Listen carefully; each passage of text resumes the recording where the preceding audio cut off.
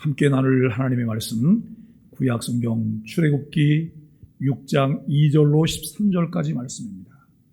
출애굽기 6장 2절로 13절까지 말씀, 함께 말씀을 읽도록 하겠습니다. 하나님이 모세에게 말씀하여 이르시되 나는 여호와이니라.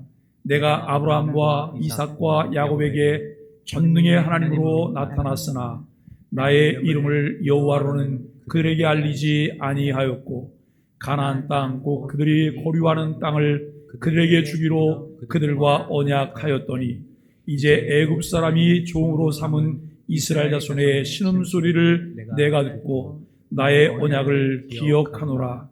그러므로 이스라엘 자손에게 말하기를 나는 여호와라.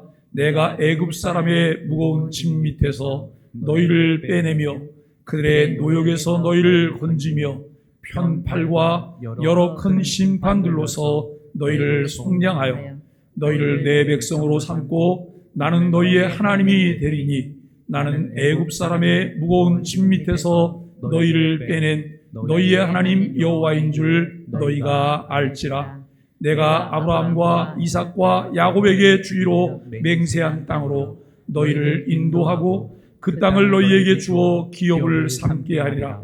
나는 여호와라 하셨다 하라. 모세가 이와 같이 이스라엘 자손에게 전하나 그들이 마음의 상함과 가혹한 노역으로 말미암아 모세의 말을 듣지 아니하였더라. 여호와께서 모세에게 말씀하여 이르시되 들어가서 애굽 왕 바로에게 말하여 이스라엘 자손을 그 땅에서 내보내게 하라. 모세가 여호와 앞에 아뢰어 이르되 이스라엘 자손도 내 말을 듣지 아니하였거든 바로가 어찌 들으리이까. 나는 입이 둔한 자니이다.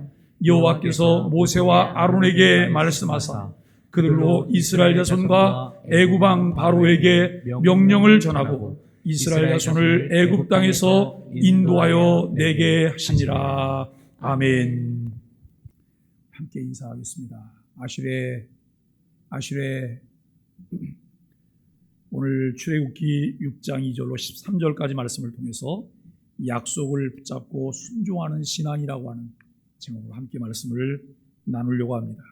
모세는 하나님 말씀에 순종했는데 오히려 그것 때문에 이스라엘 백성은 더 혹독한 상황으로 내몰리는 듯한 이러한 모습을 우리가 봅니다.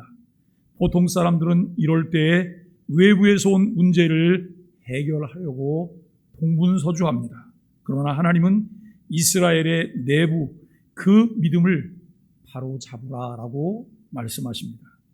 하나님을 아는 지식이라고 하는 책으로 우리 한국 기독교인들에게도 잘 알려진 제임스 패커라고 하는 분이 계십니다.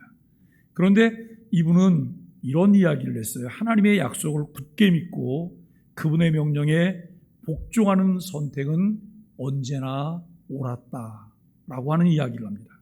모세는 바로와의 첫 만남에서 별 소득 없이 문제만 가득 안고 물러납니다.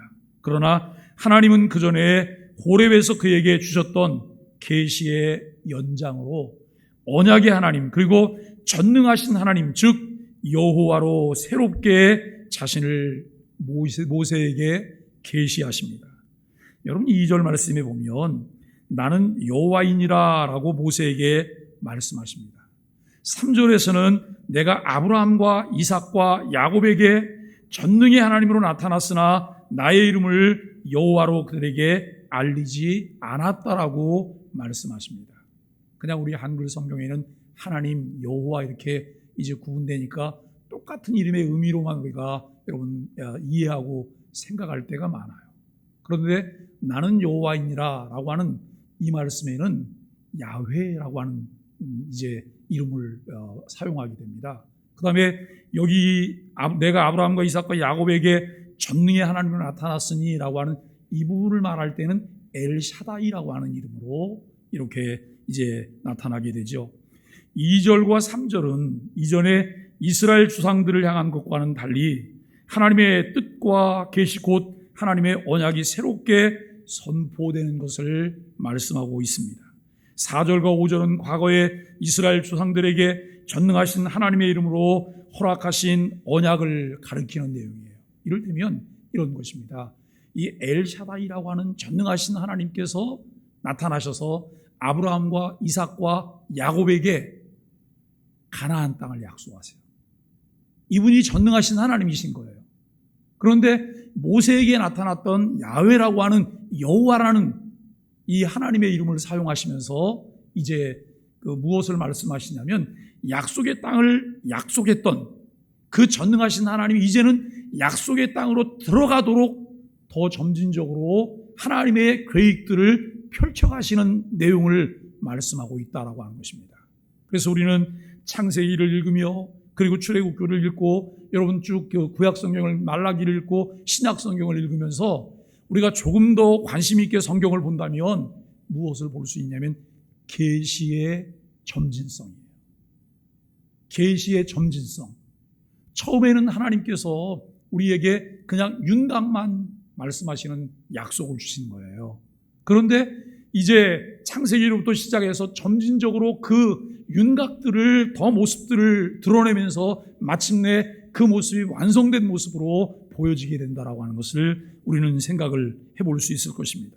6절로 8절은 하나님을 여호와 즉 언약의 하나님이라는 이름으로 새롭게 인식을 하면서 그들 앞에 새롭게 전개될 성취의 언약들을 이제 우리가 생각하게 되어집니다.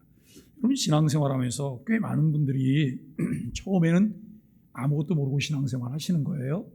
그런데 조금 신앙생활을 하다 보면 우리가 젖어드는 것이 있어요. 그게 뭐냐면 종교생활, 교회생활, 여기에 젖어들어요. 그런데 정작 중요한 것은 신앙의 성장이에요. 신앙의 성장. 하나님 말씀을 좀 더 알아가는 것, 폭넓게 알아가고 그 말씀이 우리에게 무엇을 말하는지를 잘 추적하면서 듣고 배우는 것. 이렇게 할 때 이 안에 은혜의 풍성함이 있어요. 교회는 오래 다녀서 교회 생활은 익숙한데 이 안에 넘치는 기쁨이 없어요. 왜 그럴까요? 알맹이가 빠졌거든요. 알맹이가 빠졌어요. 우리는 매 순간순간마다 우리에게 필요한 부분들이 무엇이냐면 하나님께서 우리에게 어떻게 말씀하시는가, 또 하나님이 말씀하셨던 하나님의 뜻들을 하나님이 점점 더 어떻게 그 부분을 확대해가면서 말씀하시는가라고 하는 것을 볼 수 있는 안목과 여유가 우리에게 필요하다라고 하는 것입니다. 출애굽기는 언약에 신실하신 하나님을 보면서 그 언약을 이루어 가시는 과정에서 하나님께서 어떻게 역사하시는지를 보는 거예요. 여러분 출애굽기의 주제는 뭐냐면 언약에 신실하신 하나님이에요. 창세기를 통해서 전능하신 하나님이라고 말씀하시면서 언약하셨던 내용들이 그 언약이 어떻게 이루어지는가라고 하는 거예요. 창세기와 그리고 이제 출애굽기 사이에는 상당한 그 긴 기간의 갭이 있어요. 이를테면 약 400년 정도의 갭이 있는 거예요. 하나님께서 전능하신 하나님이라고 말씀하시고 가나안 땅을 이제 너희에게 주리라라고 말씀하셨는데 그러면서 여러분 세월이 그렇게 길게 지나가요. 우리가 생각할 때는 하나님은 그렇게 약속을 하시고 잊어버리셨나 봐. 하나님이 그렇게 약속해놓고 잊어버리셨나 봐. 여러분 이러면서 사람들은 체념하고 하나님에 대해서 관심이 없어져 가는 거예요. 그런데 하나님은 그 긴 세월 때가 차기까지예요.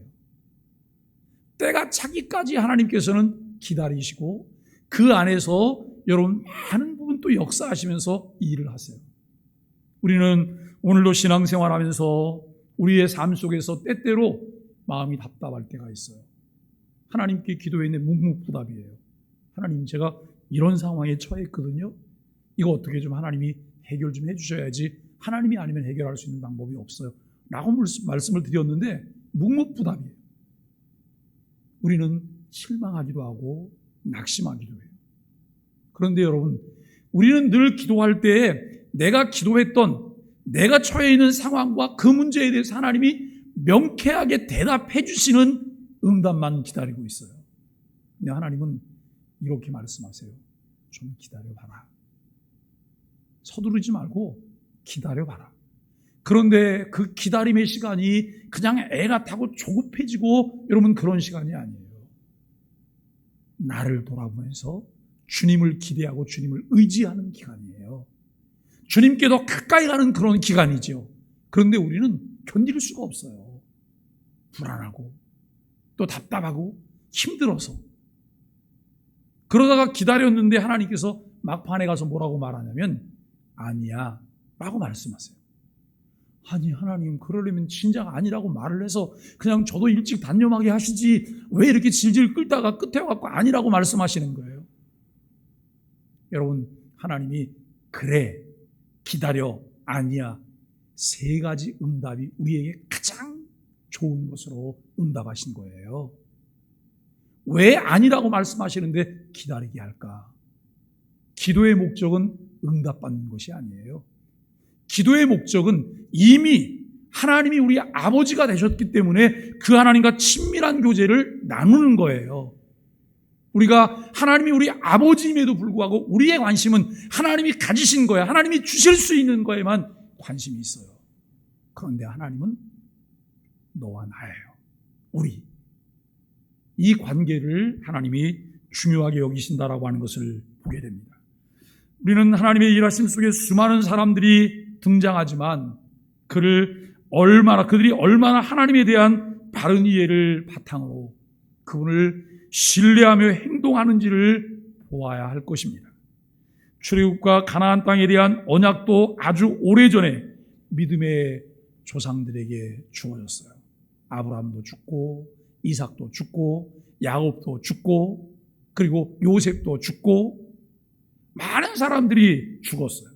그럼에도 그 언약이 하나님의 주권적이고 주도적 역할을 통해 세부적으로 확대 성취될 시점이 임박했다고 하는 것을 6절로 8절이 말씀하고 있습니다.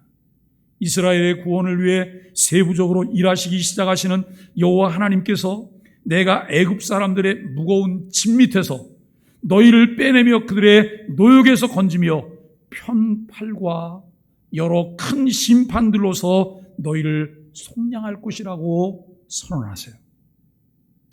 여러분 여기 편팔과 큰 심판이라고 하는 서로 대조적인 말씀을 한번 살펴보세요.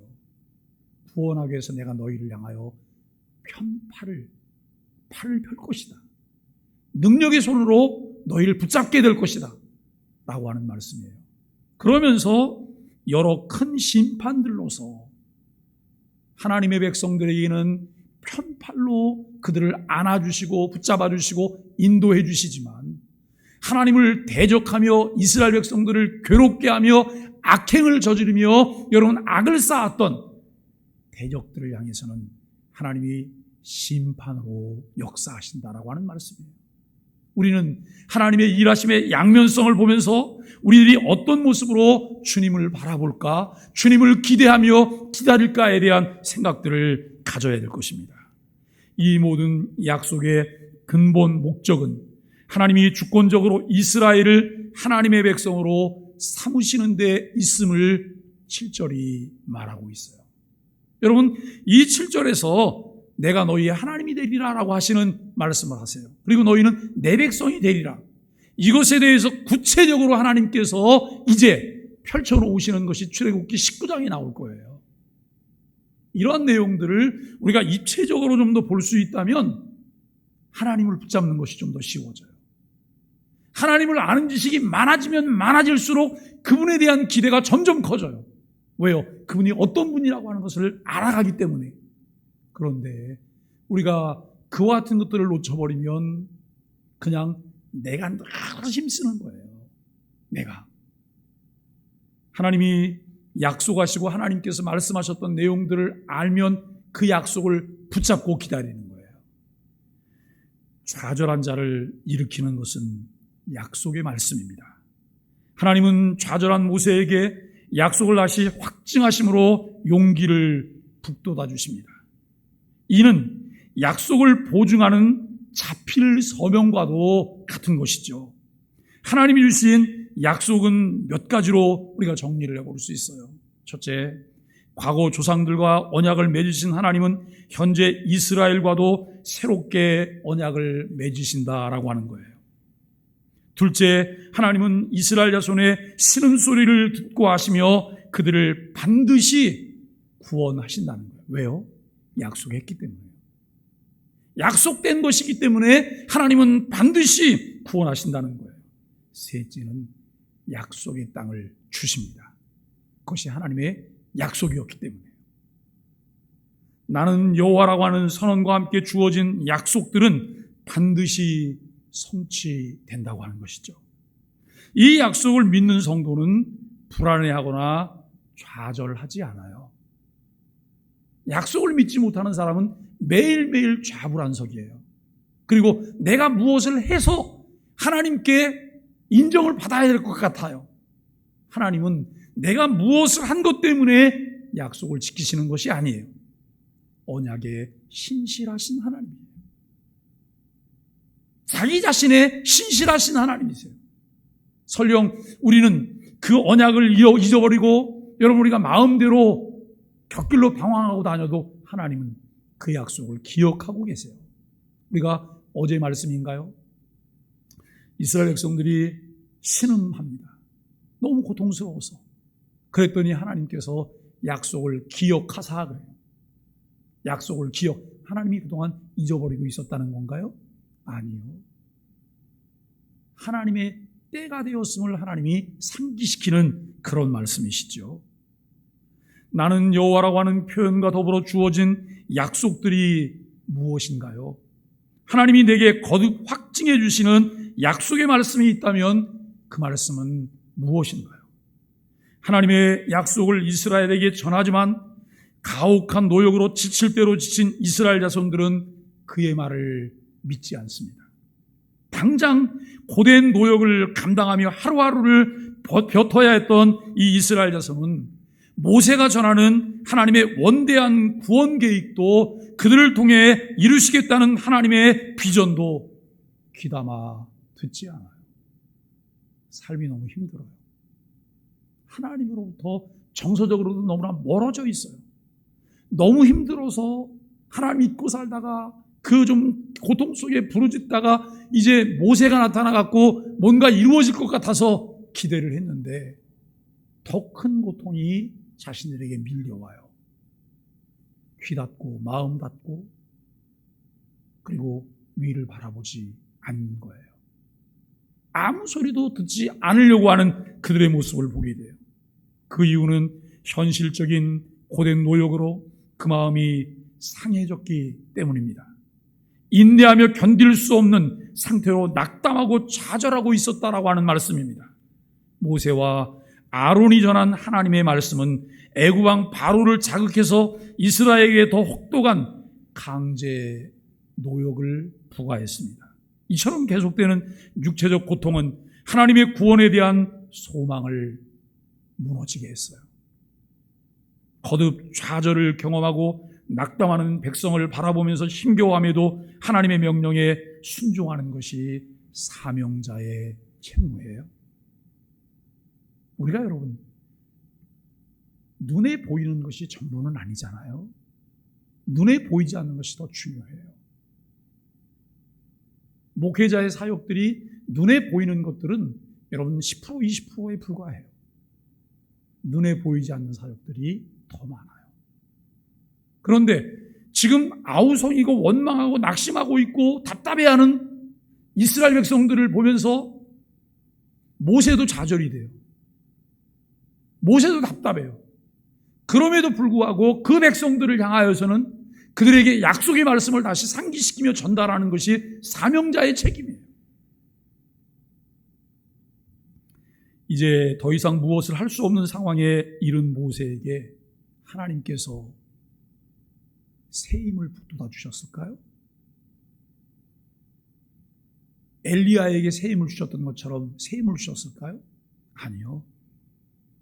하나님은 다시 바로에게 가서 말하라는 거예요. 그 말을 전했다가 대로 죽은 말로 되돌려 받았잖아요. 그것 때문에 백성들은 지금 시리에 빠져 있잖아요. 그런데 하나님께서는 다독거리는 것이 아니고 다시 가서 말하라고 하는 이런 말씀을 하세요. 이 명령은 절망감과 자괴감에 빠져있는 모세에게 너무 비현실적이고 일방적인 요구인 것처럼 들립니다. 그래서 모세는 자신을 강하게 압박하시는 하나님이 답답하시다는 듯이 그가 반문해요. 모세는 자기 백성도 내 말을 안 듣는데, 하나님, 이스라엘 백성도 내 말을 안 듣는데 바로가 들을 것 같아요? 이렇게 말을 해요. 여러분, 모세 말이 틀렸어요? 맞았어요? 모세 말이 틀리지 않는 것 같아요. 우리도 옆에서 그 모습을 봤으면 박수를 막 쳤을 거예요. 맞아, 그게 맞아. 이렇게 했을 거예요. 모세는 자기 백성도 듣지 않는데 바로가 듣겠냐고 말하면서 또 선을 넘어요. 나는 입이 두네요. 나는 입이 두네요. 이 말은 무슨 말이냐면 나는 자격미달이에요. 여기엔 이런 원망인가? 하나님, 그런 줄 알면서 왜 나를 보냈어요? 이 원망 섞인 탄식이 그 안에 포함되어 있다는 것입니다. 그럼에도 하나님이 물러서지 않으세요. 11절 말씀에 모세에게 말씀하신 명령을 그대로 반복하세요. 그들로 이스라엘 자손과 애굽 왕 바로에게 명령을 전하고 이스라엘 자손을 애굽 땅에서 인도하여 내게 하시니라 라고 말씀하고 있어요. 표면적인 것만 보면 하나님의 일방적 강요로만 우리가 보게 돼요. 그러나 문제적 상황을 정확하게 진단하고 앞으로 나갈 동기와 힘을 부여하는 것이 성경이 말하는 진정한 위로라는 거예요. 하나님은 하나님의 백성들을 통해서 하나님 나라의 비전을 성취하시려는 하나님의 궁극적 목적을 위해 무엇보다도 이스라엘 자손을 애굽 땅에서 인도해내는 것이 너무나도 긴박한 구원 역사의 시작점이라고 하는 것이죠. 이것을 일깨우는 하나님의 조치는 진정한 위로라고 이해하는 것이 더 올바르다는 거예요. 자, 여러분 보세요. 어떤 사람이 팔에 큰 가시가 박혔는데 이 가시가 너무 심하게 박혀서 이것을 도려내지 않으면 안 되는 상황이 됐어요. 의사가 이걸 보더니 이거 도려내야 된다고. 근데 여기는 마취도 할 수가 없는 부분이라고. 그러면서 생사를 도려내려고 그래요. 여러분, 생사를 도려내는 것이 이 사람을 죽이려고 하는 거예요? 살리려고 하는 거예요? 살리려고 하는, 그걸 도려내야지만 살게 되는 거예요. 그런데 이 환자와 보호자는 사람 죽인다고 그러면서 안 하겠다고 여러분 마음을 접었다고 생각해 보세요. 이것 때문에 생명이 위험할 수도 있어요. 사람들은 그렇게 말을 해요. 당장 단 거를 주세요. 당장 편한 걸 주세요. 당장 쉬운 걸 주세요. 이것이 사람들의 요구예요. 왜 하나님을 아는 지식이 우리에게 유익할까요? 하나님을 아는 지식과 그분께서 우리에게 주신 약속들을 알아가면 알아갈수록 우리는 당장 필요한 것을 넘어설 수 있어요. 그것에 따른, 그것을 얻기 위해서 지불해야 될 값을 우리가 지불할 마음의 준비가 되어져 간다는 거예요. 이것이 신앙의 깊이예요. 사랑하는 여러분, 우리가 진통제 신앙에 익숙해 있지 않은지 우리를 돌아보셔야 돼요. 저는 그것을 일명 몰핀 신앙이라 그래요.